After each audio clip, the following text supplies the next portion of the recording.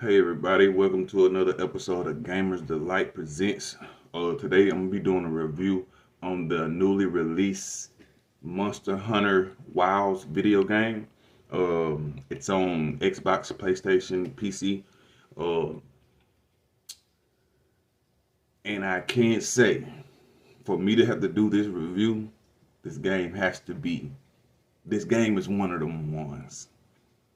Um, with this being we can't say this is my first time playing a Monster Hunter game, even though I did play Monster Hunter World. Um, Playing Monster Hunter World, I didn't get into it. I played it first little bit, but I didn't like it. It wasn't something that I was that. Not saying I wasn't good at it, but it wasn't something that intrigued me or caught my attention. But when this came out, of course I didn't play Rise at all. I think I played maybe 30 minutes gameplay of fucking Worlds. But with with Monster Hunter Wilds releasing, one of the homies that hired up, Smoke, recommended that we jump on it.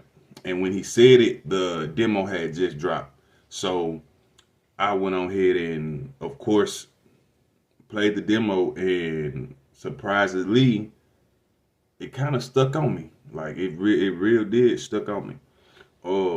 And I went on ahead and pre-ordered it, and now I'm here. I've been playing it since the release. Has not been a day I haven't played it. I think I have at least maybe 22, 21 hours into it so far, just playing it, running up. I already got those credits rolled. But if you haven't played it, I'm hoping this review will get you in there to check it out. But basically, what Monster Hunter itself is basically a hunter's guild, basically hunting monsters, big ass monsters. Basically researching, investigating monsters and their habitat, um, their eating habits and stuff like that. It's just you going out beating big ass monsters. Beasts, like you can't even, I can't even call them monsters. They not monsters, they're actually beasts. Animals, or animals in the wild. So basically think of it as a you are a ranger going into the desert or the mountains, the swamp, and basically investigating, researching, tagging monsters as who's the apex and who's the bottom, just the food chain of these animals or these beasts in their environment. That's basically the makeup of Monster Hunter. Now, in Wilds, it's very much that, but for some odd reason, I don't know why the gameplay on this one is so different. I don't know if it's the fluidness of it or just the play style, but it's to me it's better than the other two that I've seen as of recent. But a lot of people say this Monster Hunter Wilds is pretty much just a better version of Monster Hunter Worlds, but I don't see that simply because I'm playing it. And if this was Worlds, I wouldn't play it. Um, but of course, with each its own, with each game, everything has its pros and its cons. But with Wilds, it doesn't have many cons. Like for me, like to just play it, I only seen like one or two cons, and we just go. It's just there. But those pros outweigh those cons so much. But basically we get I'm gonna dive into it and let y'all depict on y'all own. But basically you start off, you create your character, of course, and you jump in like in other game. It gives you a tutorial and stuff like that.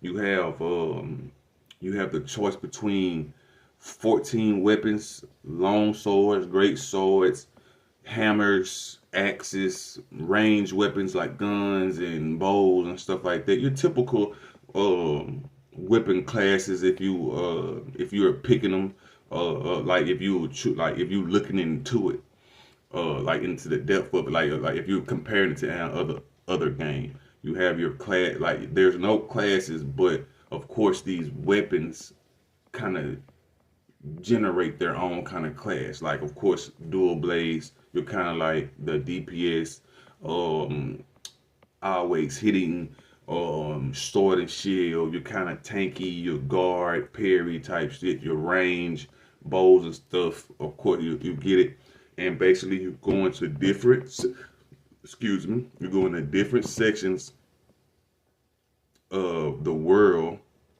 or of the map, and of course you have desert, swamp, mountain, you might as well say. And when I say mountains, I say ice. You have your snowy plains. Then you have your hot lava underground, and then you have your mystical world, almost like a region that's, why is this like, not saying in a bad way, but like a place of a oasis of sort, like that type of world, like this, like wow is this here, um that, and each section or each world or plane environment has its own apex predators, as you could say. Each area has at least um two apex predators. Then they have like little animals, smaller animals, and then they have the endeavorous and the sea creatures or whatever. You can, you know what I'm saying. So um and pretty much you just go into each section, beating ass, collect collecting items and stuff to build armor based off these animals.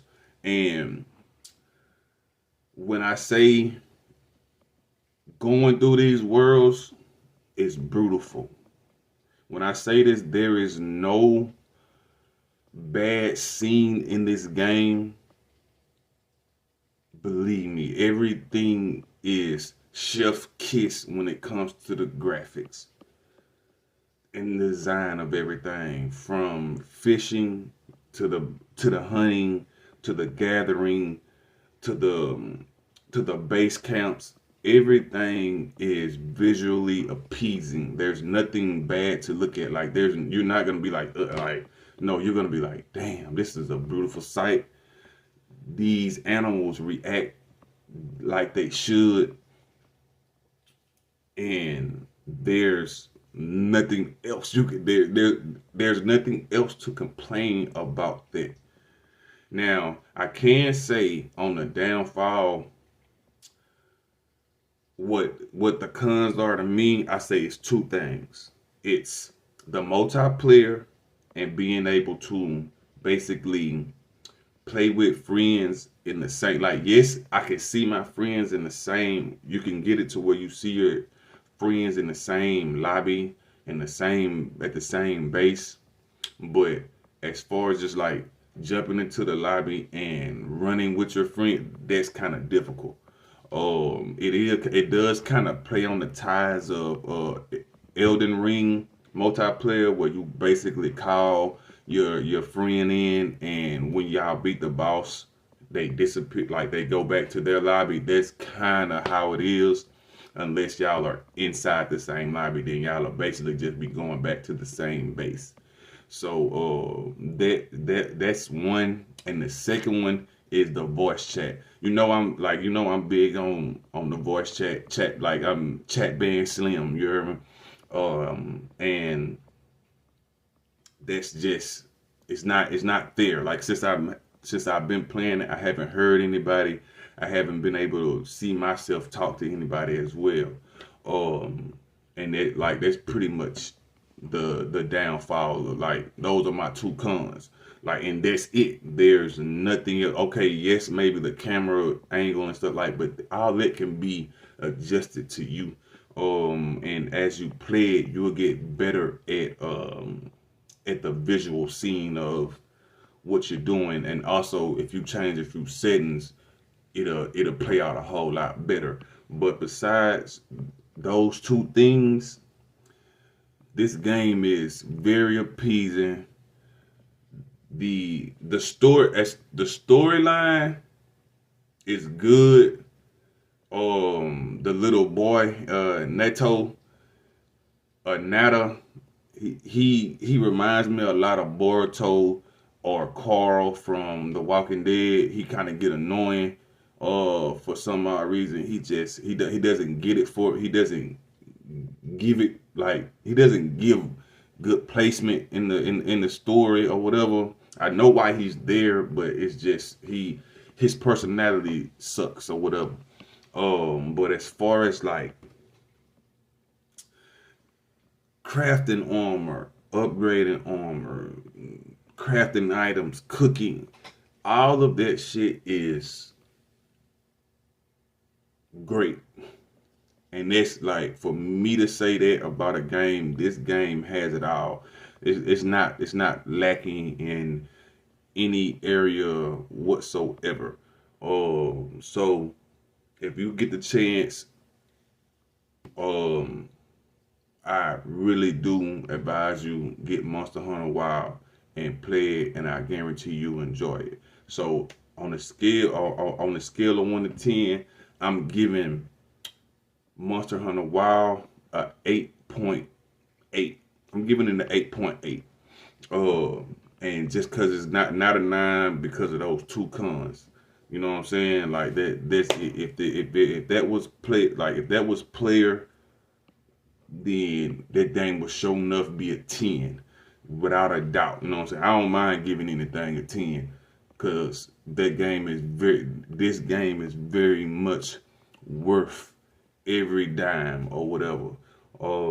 So I'm hoping y'all get on it, play it, and stay tuned for any other reviews. Stay tuned for more reviews from Gamers Delight. Thank y'all.